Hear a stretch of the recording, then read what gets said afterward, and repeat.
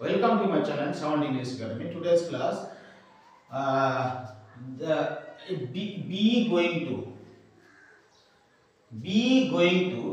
এই যে আমরা be going to মানে ফিউচার টেন্স আমরা ইউজ জানি, কিন্তু মডার্ন গ্রামারিয়ানস বলছে in English there is no more importance of future tense. এই ফিউচার টেন্সে ইংলিশে তেমন গুরুত্ব নেই। মডার্ন গ্রামারিয়ানসের মতে বলছে যে তেমন গুরুত্ব নেই। এই ফিউচার টেন্সটা আমরা কিভাবে এক্সপ্রেস করতে পারি?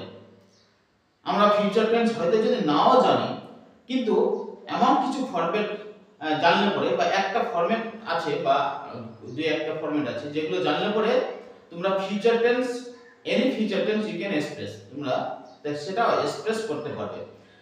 তো আজকে আমি তোমাদের বি গোয়িং টু এই ফিউচার টেন্সের একটা ফরম্যাট, আমরা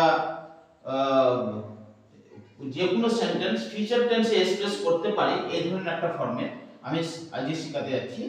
বলছে when the subject intends to perform an action, যখন একটা সাবজেক্ট পরিকল্পনায় ইন দ্য ফিউচার ভবিষ্যতে একটা কাজ করবে সেই ধরনের একটা পরিকল্পনা নেয় and has already made some preparation for the action, এবং কাজের জন্য একটা অলরেডি প্রস্তুতি শুরু করে দেয়, or have positive sense in future, অথবা ফিউচারে হবে এই ধরনের কিছু পজিটিভ সাইন দেখা যাচ্ছে, সেই ধরনের ক্ষেত্রে আমরা বি গোয়িং টু এই ফরম্যাটটা আমরা ইউজ করতে পারি।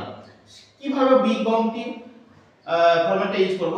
বি গোয়িং টু এর পরে তারপর কি হবে? ভার্বের ফার্স্ট ফর্ম হয়। চলো, যেমন আমি পুরাতন বাড়িটি বিক্রি করব, তাহলে কি হবে? এটা ভবিষ্যৎ টেন্স, আজ করব ভবিষ্যৎ বোঝাচ্ছে, কিন্তু এটা আমরা কিভাবে করব? যেমন তাহলে আমি I am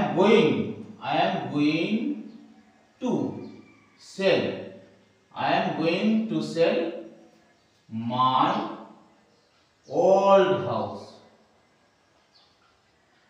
এই যে I am going to sell, এই যে বি ভার্ব এম গোয়িং তারপর টু এর পরে ভার্বের first form I am going to sell my old house।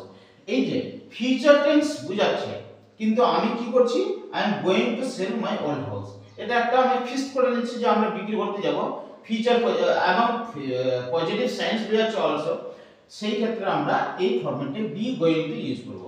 দেন আগামী দিনে আমরা একটা নতুন দোকান খুলব। আগামী দিনে আমরা